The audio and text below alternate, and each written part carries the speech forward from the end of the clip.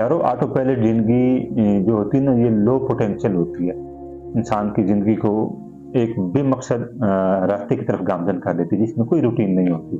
और जो conscious living life होती है इंसान की, वो लॉन्ग टर्म फ्रीडम और प्लस ग्रोथ की पोटेंशियल एक्टिविटी में इंसान को बहुत कुछ सिखाती है। शऊरी ज़िंदगी, मकसद की ज़िंदगी और इल्म की तरक्की और रूहानियत की ज़िंदगी का सबब बनने पर मजबूर कर देती है ये कॉन्शियस लिविंग की लाइफ़।